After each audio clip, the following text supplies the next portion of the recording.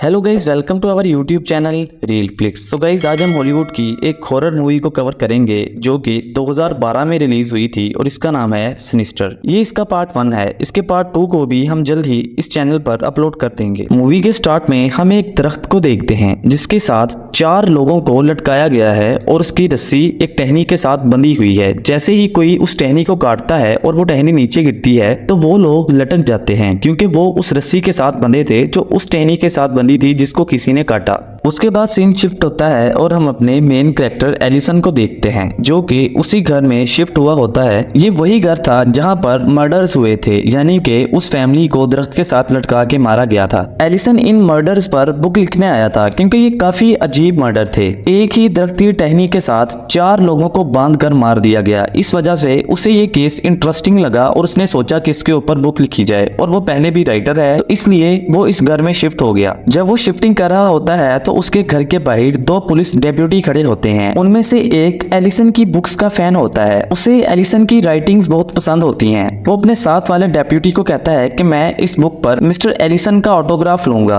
लेकिन तभी वहां पर ऑफिसर आ जाता है जिसे देखकर वो डेप्यूटी बुक को छुपा लेते हैं और वहां से चले जाते हैं। फिर वो ऑफिसर एलिसन को उसके घर से बाहर बुलाता है और कहता है कि मैं नहीं चाहता कि तुम यहाँ रहो और अपनी वही डरावनी बुक्स को लिखना शुरू कर दो, जिसकी वजह से लोगों में खौफो हरास फैल जाता है। एलिसन कहता है कि अब मैं यहाँ शिफ्ट हो गया हूँ और अब मैं बुक लिखकर ही जाऊंगा। ये कहकर वो अंदर चला जाता है, लेकिन जब वो अंदर जा रहा होता है तो वो उसी दरख्त को देखता है जिसके ऊपर वो मर्डर्स हुए थे। वो दोबारा से अपना बाकी सामान जो कि बच गया था उसकी शिफ्टिंग शुरू कर देता है। फिर वो अपनी बेटी के कमरे में जाता है जो कि अपने कमरे की दीवार पर एक पिक्चर ड्रा कर रही होती है। वो उसे देखकर कहता है कि एशली, तुम्हें रूल तो याद है ना, तुम्हें सिर्फ अपने कमरे में ही अपनी ड्राइंग्स को बनाना है, घर की किसी और दीवार पर तुम्हें ड्राइंग बनाने की इजाजत नहीं। वो कहती है कि हाँ डैड, मुझे पता है। फिर वो कुछ सामान स्टोर में लेके जाता है तो उसे वहां पर एक बॉक्स नजर आता है। उसी उस बॉक्स के अंदर एक वीडियो प्लेयर नजर आता है, उसके साथ काफी सारी वीडियो टेप्स भी पड़ी थी। वो उस बॉक्स को नीचे ले आता है और अपने ऑफिस में रख लेता है। उसके बाद सीन शिफ्ट होता है और हम देखते हैं कि वो सारी फैमिली डिनर कर रही है। डिनर के दौरान उसका बेटा ट्रेवर कहता है कि डैड, जिस तरह की आप किताबें लिखते हैं उसकी वजह से स्कूल में बच्चे मुझे तंग करते हैं कि तुम्हारा बाप किस तरह की किताबें लिखता है। इस पर एलिसन कहता है कि अब मैं एक ऐसी किताब लिखूंगा जो मार्केट में तहलका मचा देगी और उसके बाद मुझे कोई किताब लिखने की जरूरत भी नहीं पड़ेगी। उसकी कमाई से हम अपनी बाकी जिंदगी आसानी से गुजार सकते हैं। डिनर के बाद वो अपने ऑफिस में आता है, उस बॉक्स को खोलता है जिसके अंदर वो वीडियो प्लेयर और वीडियो टेप्स थी। वो उस वीडियो प्लेयर को सेट करता है और उसके सामने व्हाइट कलर का पर्दा लगाता है। वो उनमें से एक वीडियो टेप निकालता है और उस फिल्म प्लेयर में लगा देता है। उस वीडियो में हम एक फैमिली को देखते हैं जो कि काफी खुश नजर आ रहे थे, लेकिन कोई उनकी वीडियो रिकॉर्ड कर रहा था। उसके बाद सीन शिफ्ट होता है और हम देखते हैं कि उसी फैमिली को जो कि काफी खुश थी दरख्त के साथ लटका दिया गया है, और ये वही मर्डर है जो कि हमने मूवी के स्टार्ट में देखा था। वो ये वीडियो देखकर काफी घबरा जाता है। वो पुलिस को फोन करने लगता है, तभी उसे अपनी किताब का ख्याल आता है और वो रुक जाता है। दरअसल पुलिस को भी नहीं पता था कि इस मर्डर की कोई वीडियो टेप मौजूद है, लेकिन अब एलिसन के पास वो वीडियो टेप थी। वो पुलिस को इन्फॉर्म करना चाहता है, लेकिन पुलिस वाले उसके ऊपर शक करेंगे और उसको उसकी बुक भी लिखने नहीं देंगे। इस वजह से वो पुलिस को फोन नहीं करता और अपनी बुक लिखने का सोच लेता है। फिर वो अपने ऑफिस से बाहर आता है और उस दरख्त के पास आता है जहां पर ये मर्डर हुआ था। वो उस दरख्त को देख रहा होता है कि तभी उसे घर में से एक आवाज आती है। वो उस आवाज के पीछे जाता है तो वो एक कमरे में पहुंच जाता है। जब वो वहां पर जाता है तो देखता है कि वहां पर उसकी बेटी एशली है। वो पूछता है, एशली तुम यहाँ क्या कर रही हो? एशली कहती है कि डैड, मुझे वॉशरूम जाना है लेकिन मुझे इस नए घर का वॉशरूम नहीं मिल रहा। फिर एलिसन उसे वॉशरूम ले जाता है और उसे उसके कमरे में सुलाकर अपने ऑफिस में वापस आ जाता है। दरअसल उसे उस बॉक्स के अंदर काफी सारी वीडियो टेप्स पड़ी मिली थी। वो अगली टेप को लगाता है तो सोचता है कि शायद ये भी उसी मर्डर के बारे में हो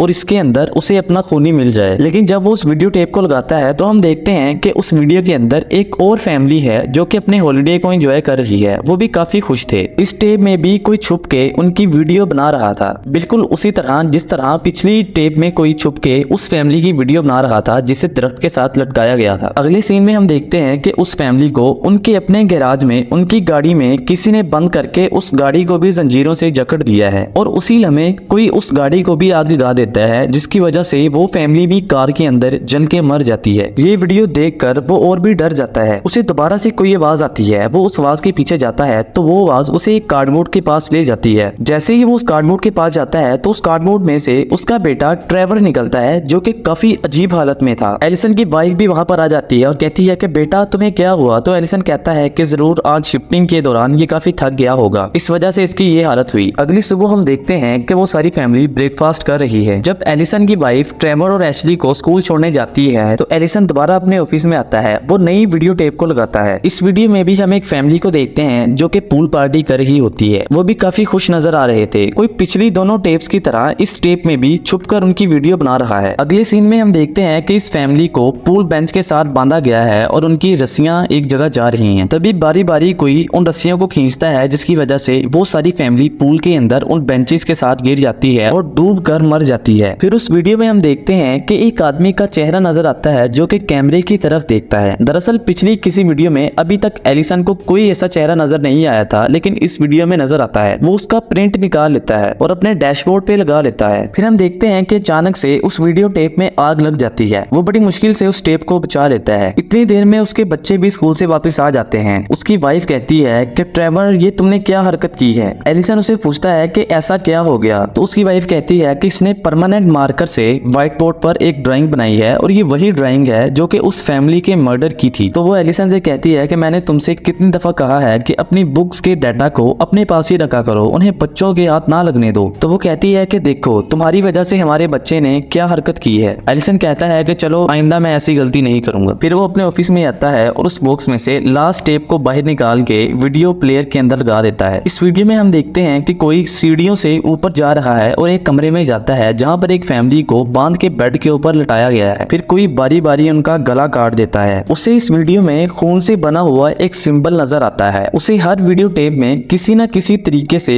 ऐसा ही सिंबल नजर आता है। फिर उसे एक आवाज आती है। दरअसल इस दफा ये आवाज स्टोर रूम से आ रही थी। जब वो स्टोर रूम में जाता है तो उसे वहां पर एक सांप नजर आता है। वो सांप दरअसल एक नोटबुक के ऊपर बैठा था। जब वो सांप को हटाता है और उस नोटबुक को उठाता है तो देखता है कि उस नोटबुक के ऊपर ड्राइंग्स बनी हुई हैं। दरअसल ये ड्राइंग उन 4 मर्डर्स की थी जो कि उसने वीडियो टेप में देखे थे और इन ड्राइंग्स में हर ड्राइंग में एक बूगी मैन बना है जो कि उसने तीसरी टेप में देखा था। जब वो वीडियो बनाकर वहां से जाने लगता है तो स्टोर रूम का थोड़ा सा हिस्सा टूट जाता है और वो नीचे गिर जाता है। फिर अगली सुबह वहां पर डेप्यूटी आते हैं। उनमें से एक डेप्यूटी पूछता है कि आप यहाँ से नीचे कैसे गिरे? तो वो कहता है कि मुझे दरअसल कोई आवाज आई थी जिसके पीछे मैं स्टोर रूम में गया और अचानक से मैं नीचे गिर गया। तो वो कहता है कि जरूर यहाँ पर कोई गिलहरी होगी। एलिसन कहता है कि मुझे नहीं लगता कि वहां पर कोई गिलहरी थी। तो एलिसन कहता है आपकी मदद का शुक्रिया, लेकिन अब आप जा सकते हैं। वो डेप्यूटी जो कि एलिसन का फैन था वो एलिसन से कहता है कि क्या मुझे आपकी साइन की गई कोई बुक मिल सकती है? तो वो कहता है कि हाँ मेरे ऑफिस में पड़ी है, आकर ले लो। जब वो ऑफिस में जाता है तो देखता है कि वहां पर एलिसन ने उन मर्डर्स की पिक्चर लगाई हुई है जो कि अभी तक सोल्व नहीं हुए थे। एलिसन उसे अपनी साइन की गई बुक दे देता है। डेप्यूटी कहता है कि मुझे पता है कि आप हर बुक के आखिर पर उस शख्स का नाम लिखते हैं जिसने आपकी इस बुक को लिखने में मदद की है। तो क्या आप इस बुक जो कि आप लिखने वाले हैं इस पर मेरा नाम लिखेंगे? मैं आपकी इस केस में मदद करूंगा। एलिसन कहता है कि क्या वाकई ही?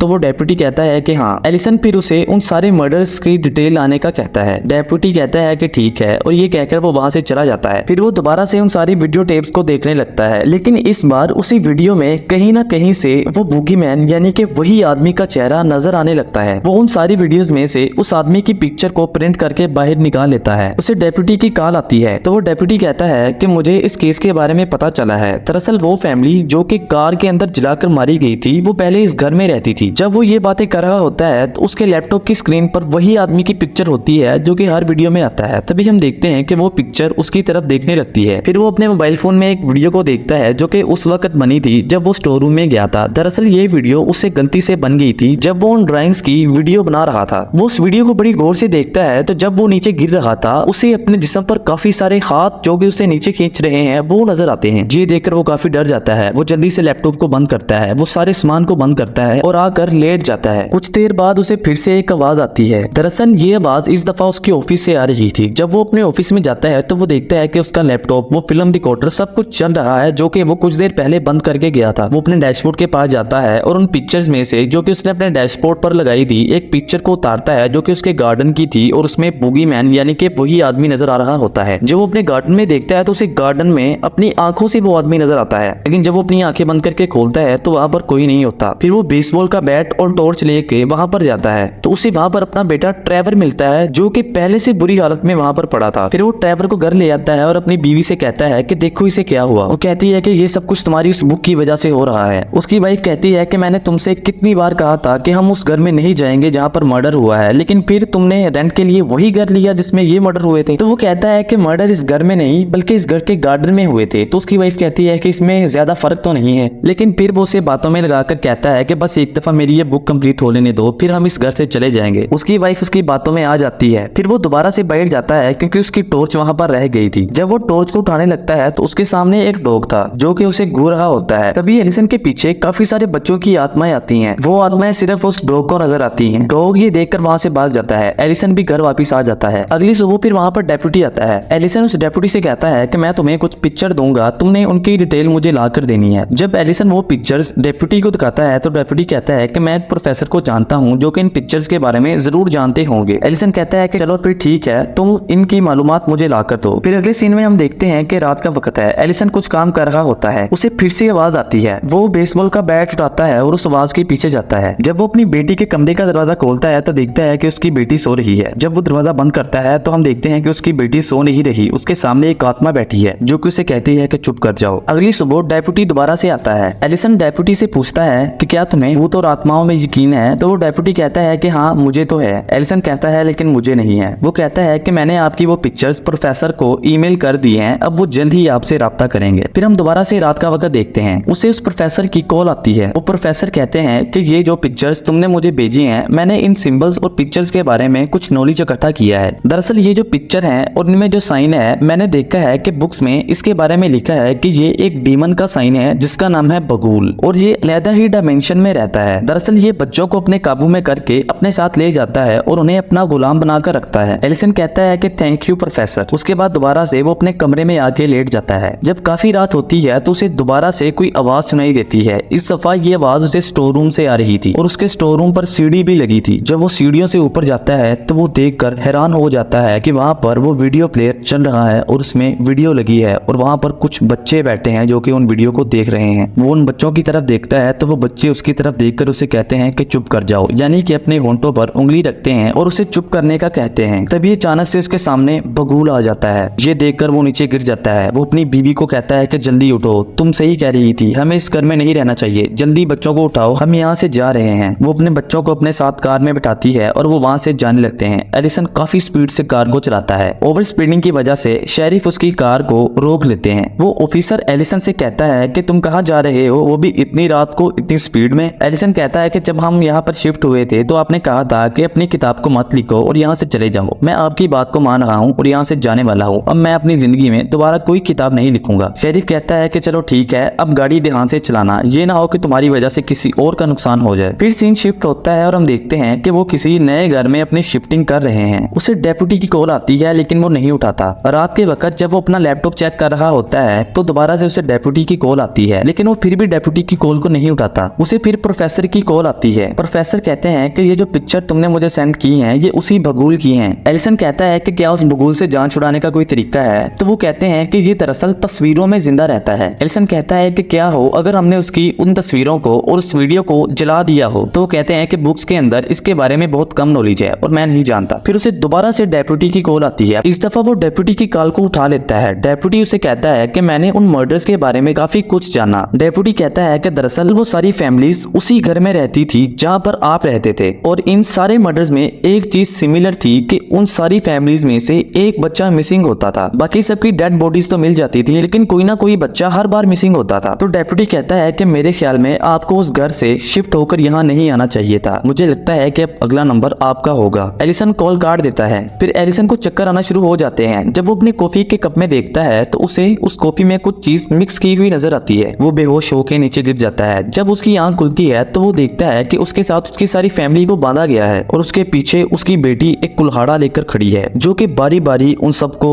मार देती है और इसकी वीडियो भी रिकॉर्ड कर लेती है। जैसे कि डेप्यूटी ने कहा था, ये बारी एलिसन की थी और उनकी सारी फैमिली मर जाती है सिवाय उस लड़की के। फिर वो लड़की उस घर में वही सिंबल को बनाती है जो कि सारी वीडियो टेप्स में था। फिर वो उस वीडियो को देख रही होती है तो उस वीडियो में काफी सारे बच्चों की आत्माएं आती हैं। वो सारे एशली की तरफ देख रहे होते हैं। तभी एशली के पीछे बगुल आता है। ये देखकर वो सारे बच्चे डर जाते हैं और भाग जाते हैं। फिर वो बगुल एशली को उठाकर उस वीडियो के अंदर ले जाता है। दूसरी हॉरर मूवीज की तरह इस मूवी में भी डीमन कामयाब हो जाता है। वो इस फैमिली से भी एक बच्चे को पोजेस करता है जैसे कि वो पहले करता रहा है और उन्हीं के जरिए उनकी सारी फैमिलीज को मरवाता है। इस बार भी उसने ऐसा ही किया। उसने एशली को पोजेस किया और उसके जरिए उसकी सारी फैमिली को मरवा दिया। इस मूवी का पार्ट 2 भी है जो कि हम अगली वीडियो में एक्सप्लेन कर देंगे। उम्मीद है कि आपको ये वीडियो अच्छी लगी होगी। अगर ये वीडियो अच्छी लगी है तो वीडियो को लाइक करें, चैनल को सब्सक्राइब करें और कमेंट बॉक्स में अपनी राय के इज़हार जरूर करें।